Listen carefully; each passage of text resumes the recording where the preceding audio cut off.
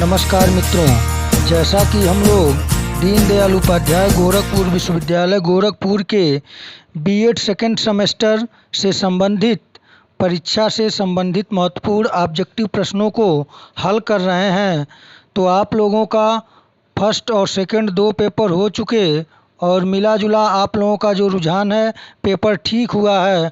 आप लोगों का अपने कर्म पे ही विश्वास करने की आवश्यकता है। कर्म एड़ेवाधिकारस्ते माँ फलेषु कदाचन, ये हमारे प्राचीन धर्म ग्रंथ महाभारत की युक्तियाँ हैं कि कर्म करने का अधिकारी हैं हम लोग, तो कर्म करें, अपने पेपर को तैयार करें, पेपर दें।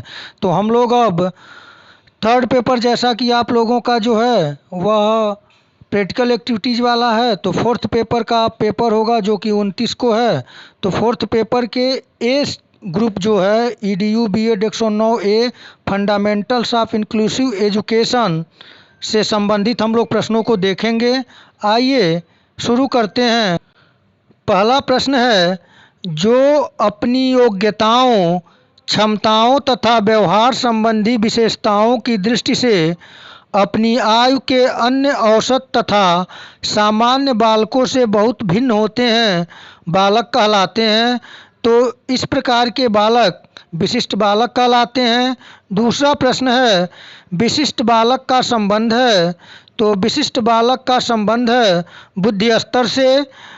प्रश्न संख्या 3 है, समावेशी बालक समूह बनाते हैं, तो समावेशी बालक जो समूह बनाते हैं उसे विषमांगी कहते हैं, क्योंकि समावेशी बालक समूह जो होते हैं वे विशिष्ट आवश्यकता वाले होते हैं और सामान्य से थोड़ा भिन्न होते हैं, इसलिए इन्हें विषमांगी समूह के अंतर्गत रखा जाता है।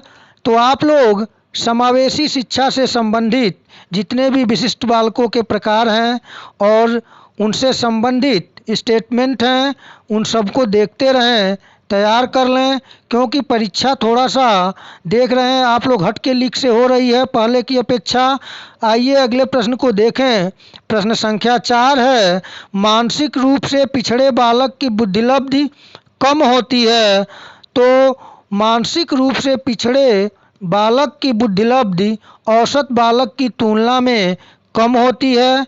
पांचवा प्रश्न है, मंदबुद्धि बालक की शिक्षा हेतु ध्यान देना आवश्यक है, तो मंदबुद्धि बालक की शिक्षा हेतु उसकी रुचि और प्रेरणा को बनाए रखने पर ध्यान देना आवश्यक होता है। प्रश्न संख्या 6 है, अपवंचित बालकों के प्रकार हैं, तो अपवंचित बालकों के प्रकार इस प्रकार से हैं, सामाजिक रूप से वंचित, आर्थिक रूप से वंचित और शैक्षिक रूप से वंचित, यह सभी अपवंचित बालकों के प्रकार हैं। आइए अगले प्रश्न को देखें। प्रश्न संख्या 7 है, हकलाने के कारण हैं, तो हकलाने के जो बच्चे आदी हो जाते हैं उसके पीछे कारण क्या है, तो वह दोनों कारण इसमें संयुक्त रूप से जिम्मेदार होता है, कभी वंशानुक्रम के कारण और कभी वातावरण के कारण।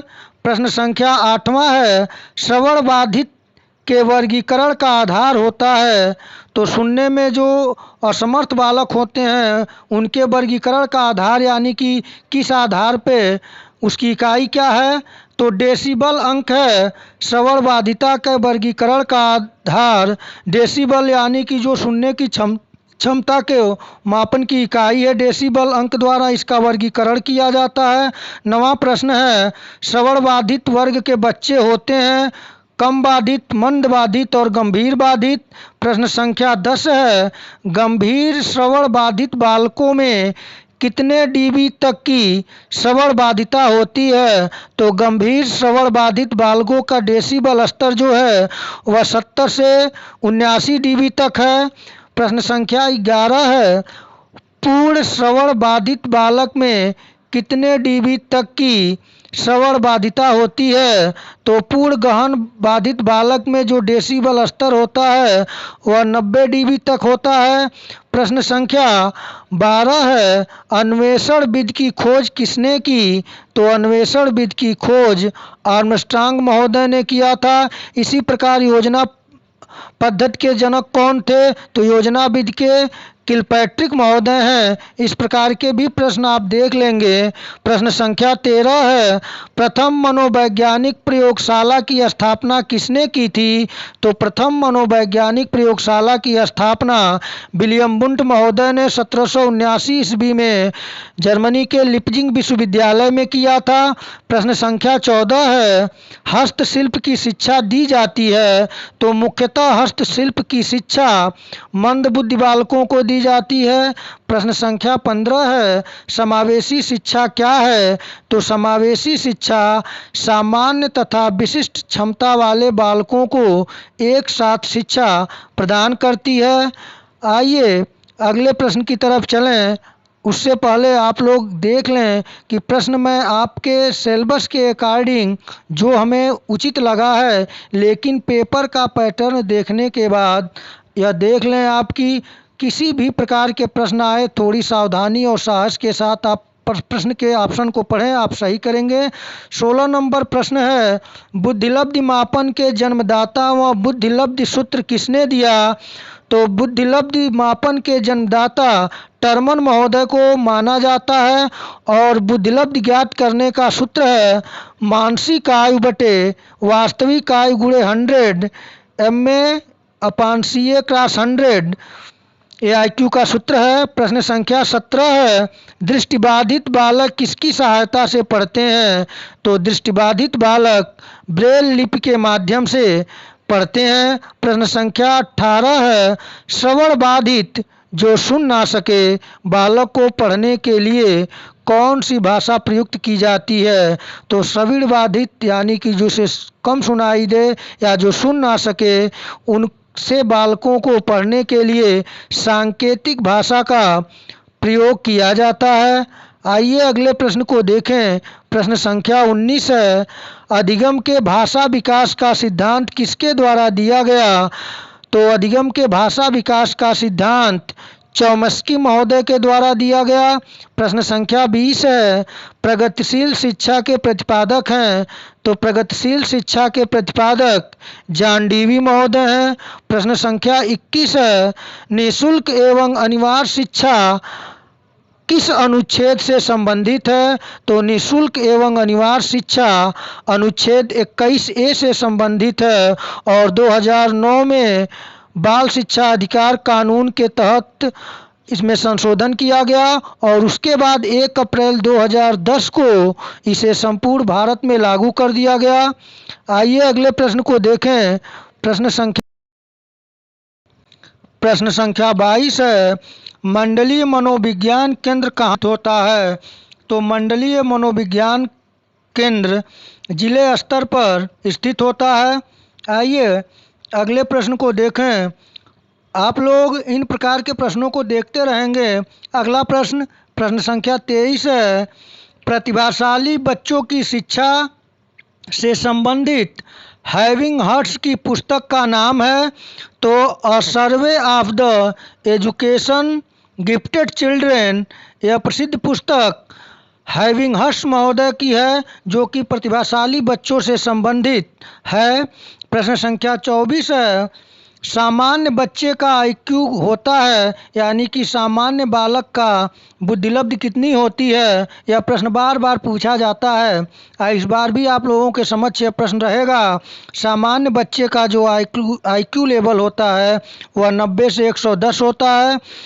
प्रश्न संख्या 25 है, व्यक्तित्व संबंधी TAT परीक्षण का निर्माण किसने किया?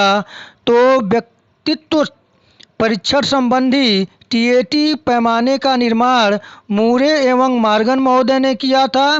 प्रश्न संख्या 26 है, टर्मन के अनुसार प्रतिभाशाली बच्चों की बुद्धिलब्धि कितनी होती है?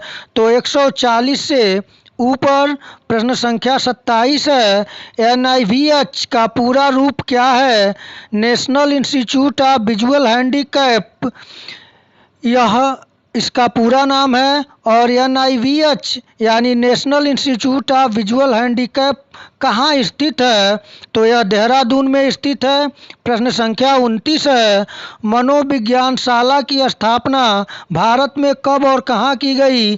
तो 1947 में इलाहाबाद जो कि अब प्रयागराज हो गया है, अपने यूपी में है। प्रश्न संख्या 30 है, अमेरिकी राष्ट्रपति का नाम बताइए जो पोलियोग्रस्त थे। तो अमेरिकन राष्ट्रपति रूजवेल्ट जो पोलियोग्रस्त थे। यह अपने आप में दर्शाता है कि विशिष्ट बालक जो सामाजिक रूप से पिछड़े या मानसिक रूप से पिछड़े हैं वे भी एक योग्य व्यक्तित्व का निर्माण कर सकते हैं।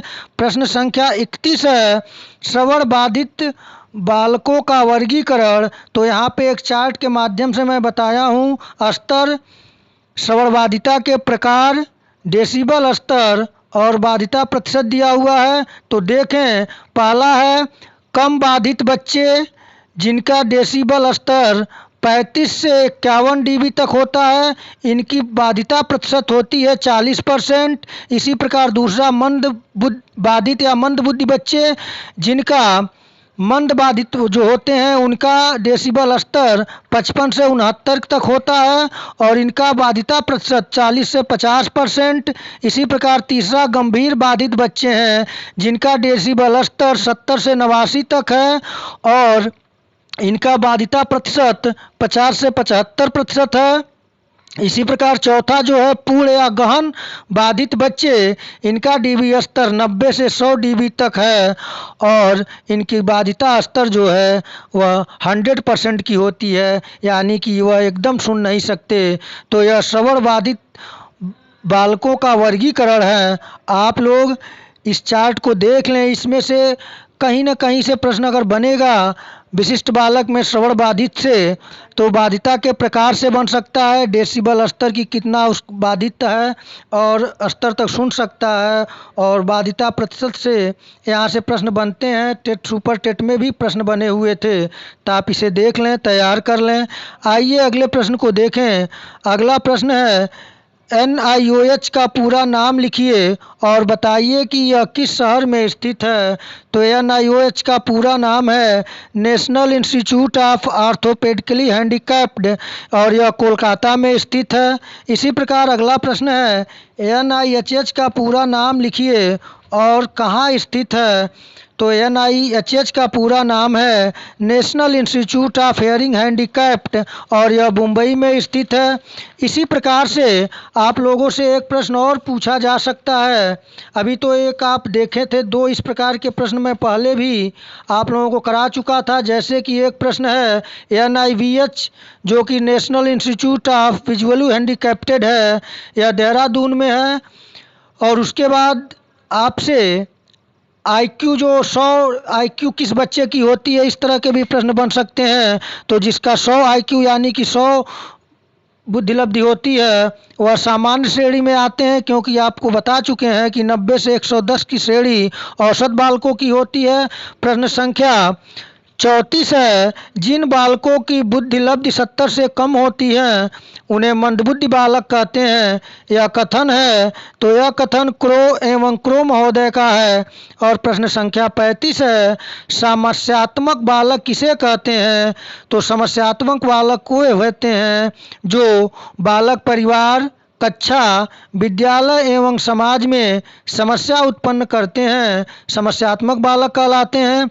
इसी प्रकार प्रश्न संख्या 36 है, किस मनोवैज्ञानिक ने 85 से कम बुद्धिलब्धि वाले बालकों को पिछड़ी बुद्धिलब्धि कहा है। तो यह सिरिल बर्ट महोदय ने कहा है कि 85 से कम बुद्धिलब्धि वाले बालकों को पिछड़ी बुद्धिलब्धि के नाम से कहने वाले सिरिल बर्ट महोदय हैं। प्रश्न संख्या 37 है, बालकों की वास्तविक आय की गणना से संबंधित सूत्र है।